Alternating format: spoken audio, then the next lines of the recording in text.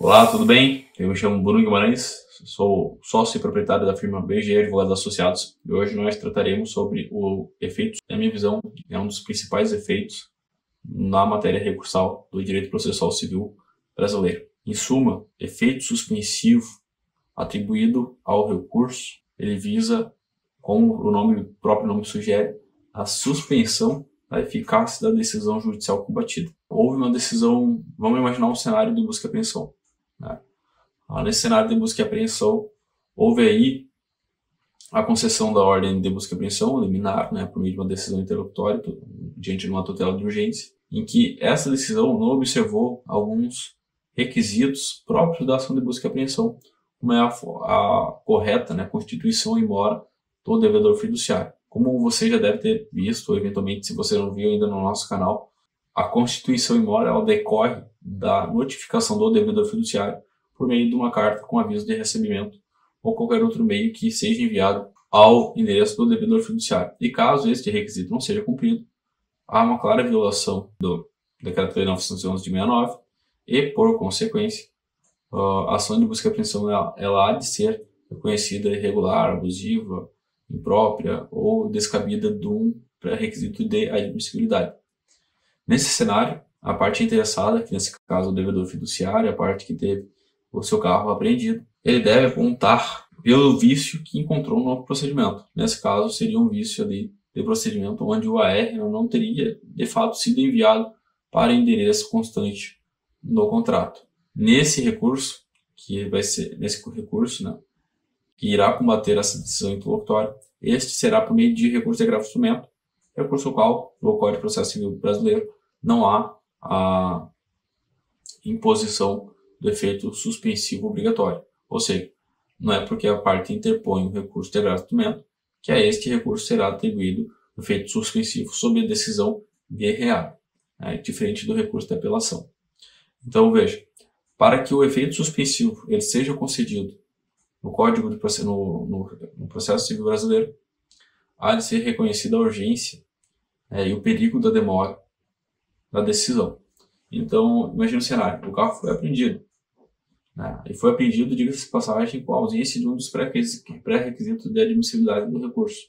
O que acontecerá, melhor dizendo, se a decisão guerreada, se a decisão combatida, se a decisão recorrida, enfrentada, não tiver, né, suspensa a sua eficácia. O veículo ficará sob a posse da instituição financeira, podendo ser, né, imediatamente alienado, né, o que traria, sem sombra de dúvidas, irreparáveis danos à parte devedora fiduciária, ao consumidor, né? Obviamente a gente diz irreparável, mas a gente sabe que o banco seria incumbido ali de pagar os custos do processo, pagar a FIP do veículo, etc., além de outras penalidades.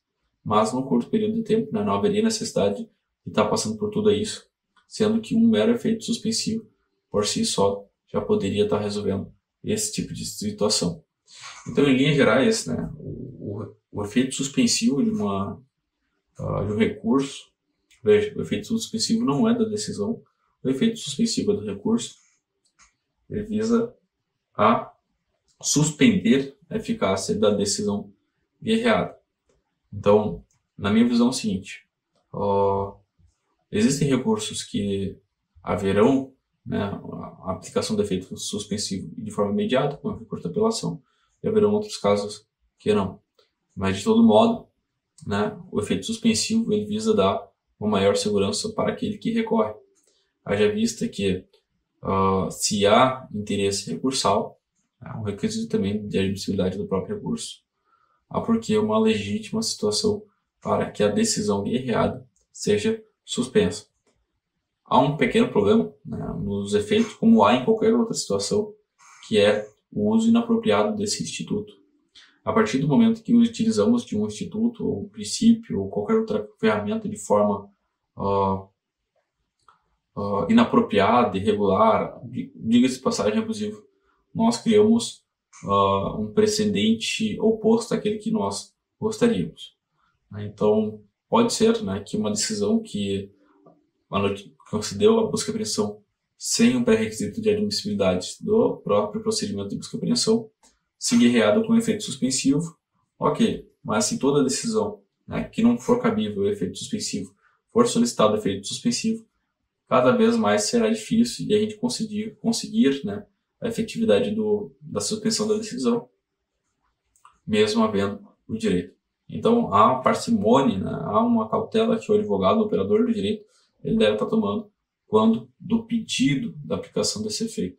Haja vista que a aplicação incorreta desse tipo de efeito suspensivo do recurso, ele mais prejudica o ordenamento jurídico como um todo, aqui compreendendo as outras demandas judiciais, do que beneficia o seu próprio cliente, aquela demanda específica. Então, por hoje é só. Nós tratamos sobre o efeito suspensivo, o que é, para que ele serve.